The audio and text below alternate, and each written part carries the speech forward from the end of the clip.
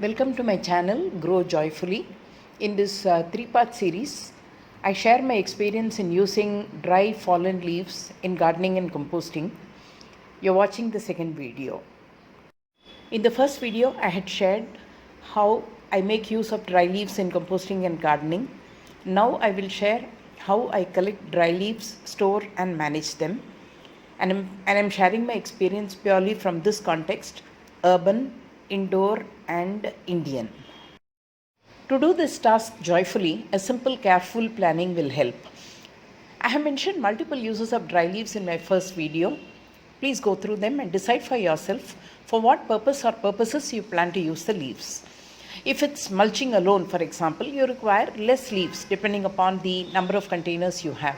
At the other extreme, if you plan to make leaf mold, you need a regular large supply of leaves.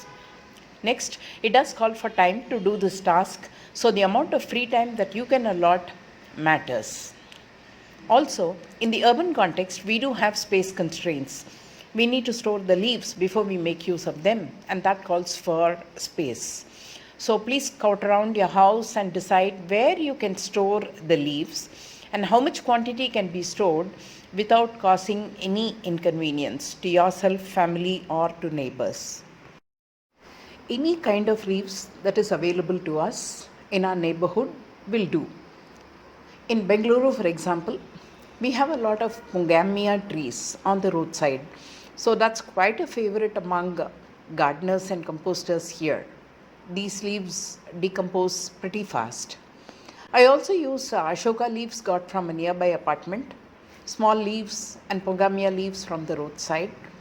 My own trees at home, mango and jackfruit trees, yield a lot of dry leaves. Sometimes I do have neighbors gifting sapota leaves and dry leaves from their own garden.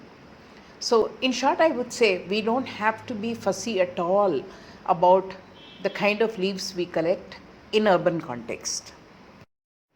I buy a lot of these white bags in order to collect leaves from the source point. You may also use plastic bags. Please ensure ventilation by pricking small holes around the sides. Any dry container which you can carry in your vehicle will do. In urban Indian context, it's easy to collect large amount of leaves from the following sources. You may have parks with a variety of trees grown. You may have apartment complexes nearby with a lot of trees. In fact, this is my primary source. You may have individual houses where the residents grow trees. In fact, I get lots of mango leaves from a nearby individual house that's empty, meaning unoccupied for a long time. Dry leaves fall on the terrace floor and we simply go and collect them. Schools and public grounds are also good sources provided there are trees grown and you may have to get permission. Well, these are relatively safe places, I would say. And I would be very wary about collecting dry leaves directly from the roadside as there are hygiene issues to consider. The dry leaves may be mixed up with other waste, so please stay alert to this point. I recommend keeping a toolkit ready when you go about collecting dry leaves. First, you need the bags in which you will store the leaves collected. Have some rakes ready which will facilitate easy collection of leaves. Always wear a pair of gloves when you collect the leaves. Avoid touching them with bare hands. And always wear a mask when you are collecting the leaves to protect yourself from dust. The sight of the arrival of bags of leaves always gives me a great thrill. These are Ashoka leaves which have been collected from a nearby apartment complex. As you can see, there are a lot of twigs and I use them as such because twigs provide aeration. You can also see some small leaves and Pongamia leaves collected from the roadside. Some people don't collect mango or jackfruit leaves, stating that they are thick. I use them regularly. My suggestion would be for mulching, you use thick leaves like jackfruit or mango leaves as they are slow to decompose. Leaves that decompose faster like Pongamia leaves can be used for composting and leaf mold making.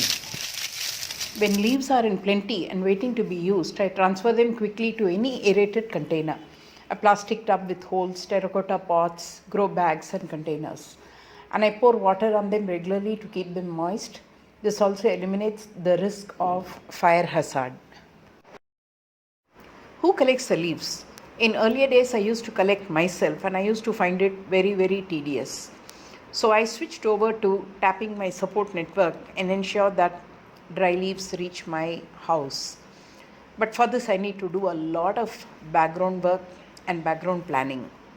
A good support network makes leaf collection a very joyous affair.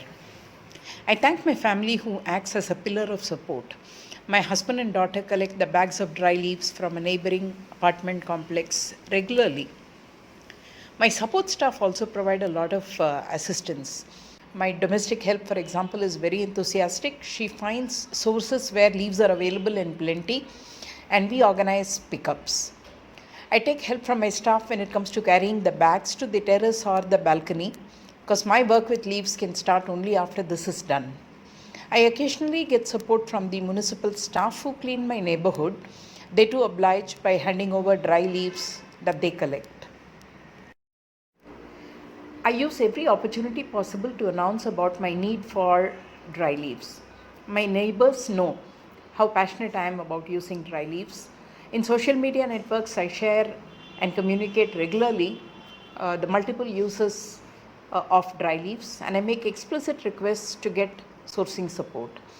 To my family and friends who come home, I demonstrate and showcase how I make use of dry leaves.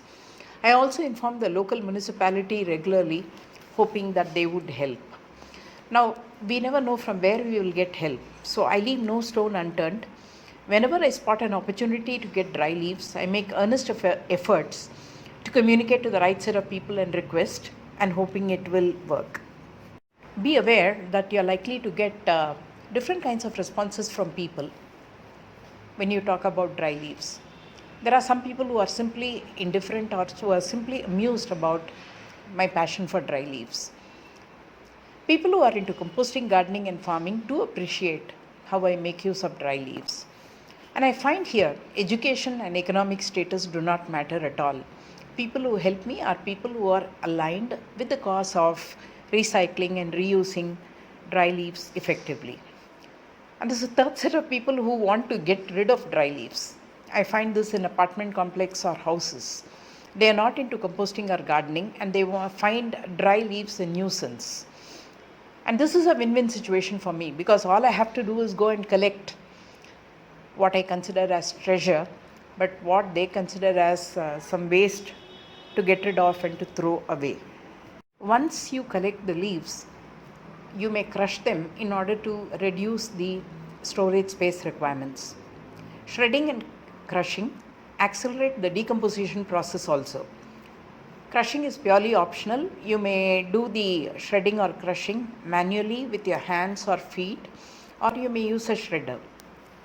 While I used to do manual shredding earlier, I no longer do shredding or crushing these days.